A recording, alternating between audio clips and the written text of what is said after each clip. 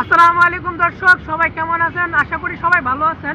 আজকে আমি আসলাম যে হাতিরঝিলে, হাতিরঝিলে খুব সুন্দর জায়গা, একটা এক প্রকার বলতে গেলে একটা চমৎকার একটা জায়গা হাতিরঝিল। এখন বড় কথা হলো আমি কিন্তু অনেকক্ষণ ঘুরছি, ওই যে আমার সাথে আমার ফ্রেন্ড সার্কেল যারা আছে সবাইকে নিয়ে আজকে আমি ঘুরলাম। এখন ঘোরার পর আমি যেটা বুঝলাম যে কারণে হাতিরঝিলটা সুন্দর সেটা হলো যারা গার্লফ্রেন্ড বা বয়ফ্রেন্ড আছে তাদের জন্য হলো সুন্দর একটা হাতিরঝিল। কিন্তু আমার কাছে তেমন একটা সৌন্দর্য লাগে না আমার কাছে হাতিরঝিল। ওই যে আমরা নিঃসঙ্গ, আসলে গার্লফ্রেন্ড নাই তো সেজন্য আমার কাছে হাতিরঝিলটা আসলে তেমন একটা সুন্দর লাগে না। অন্ধকারে যত সাইড ঘুরলাম, গার্লফ্রেন্ড বয়ফ্রেন্ড তারা জোড়ায় জোড়ায় বসে রয়েছে, কিন্তু আমাদের যেহেতু আমার গার্লফ্রেন্ড নাই সেই কারণে আইসা কোনো লাভ হইলো না হাতিরঝিলে। আমি আজকে আসলাম 300 ফিট থেকে, আমি আসলাম 300 ফিট থেকে আমি হাতিরঝিলে আসলাম, কিন্তু হাতিরঝিলে আমার তেমন ভালো লাগতেছে না। হাতিরঝিলে আমাকে তেমন কিছু আমাকে দিতে পারে নাই, কিন্তু সেজন্য এখন ফ্রেন্ড সার্কেল কি করবো, সবাই তো অন্ধকারে বসে রয়েছে।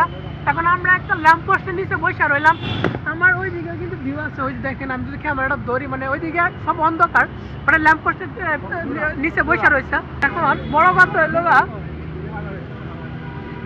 আমার তো মনে করো যে আমার সব জায়গায় ঘুরতে হয়, আমার শরম বলতে কোনো কিছুই নাই। আমি ফ্রি লাইফ সবার সাথে, সব জায়গায় এনি জায়গায় আমি চলি। এখন আমার আর ভালো লাগতেছে না, অনেকক্ষণ হয়ে গেল, প্রায় 30 মিনিট যাবত আমি হাঁটলাম হাতিরঝিলে। হাতিরঝিলের সাইডে ফাইডে যত জায়গা ছিল সব জায়গায় হাঁটলাম, হাঁটার পরকারি জোড়া ছাড়া আর কোনো কিছু আমি দেখলাম না।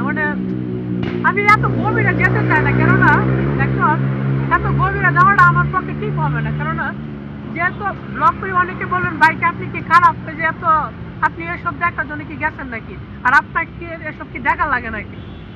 যাই হোক, যে অবস্থা দেখলাম যে হাতিরঝিলের যে একটা অবস্থা, সেই অবস্থাটা আসলে মানার মতো না। আসলে অবস্থানটা যে আসলে কোথায় আছি আমরা, বর্তমান সমাজ এমন একটা অবস্থা হয়ে গেছে যে আসলে কি বলবো। যাই হোক, এটা যার যার লাইফ, আমি এত কিছু বলবো না। আমি হালকা একটু তুলে ধরলাম আর কি। আসলে আমি যে হাতিরঝিলে যে আমি আজকে আসলাম, আসলে হাতিরঝিলে আসার পর আমার কাছে ঠিক কেমন লাগছে সেটা আমি তুলে ধরলাম। আর কে কি করলো বা না করলো সেটা আমার দেখার বিষয় না, কারণ এটা হলো যার যার লাইফ। টাকা খরচ করবে, মেয়ের পিছনে টাকা খরচ করবে না, যার পিছনে টাকা খরচ করবে, এটা আমার দেখার বিষয় না বা ম্যাটার করে না ওইটা। কিন্তু আমার ওইটাই যে আমার ভালো লাগলো না। যদি একটা গার্লফ্রেন্ড থাকতো, আবার আপনি তো কইবেন ভাই আপনার যদি গার্লফ্রেন্ড থাকতো তাহলে আপনি তো এসবই করতেন। যাই এই কারণে মনে হয় আল্লাহ মনে হয় আমাকে গার্লফ্রেন্ড দেয় নাই, এটা 100% মনে হয় যে না, আমি গার্লফ্রেন্ড নিয়ে হয়তো বা ঘুরতাম। ঠিক আছে না,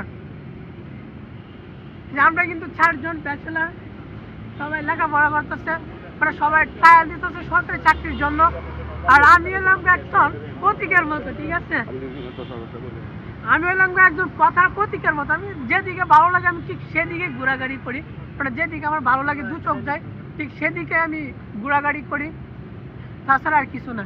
যাই হোক, অসংখ্য ধন্যবাদ আমার ওই যে ফ্রেন্ড সার্কেল, আমি 300 ফিট থেকে আসলাম আর আমার সাথে যে তারা যে সময় দিচ্ছেন তার জন্য অসংখ্য অসংখ্য ধন্যবাদ। এরকম ফ্রেন্ড সার্কেল থাকতে আর কিছু লাগে জীবনে, যে লেখাপড়ার রাইটা, লেখাপড়ার রাইটে সময় দিতেছে।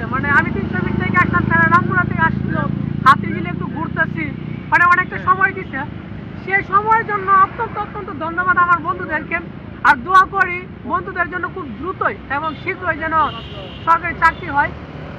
তোমরা মনোযোগ দিয়ে লেখাপড়া করবা, আর আমি দোয়া করি সরকারি চাকরি যেন হয় খুব শীঘ্রই।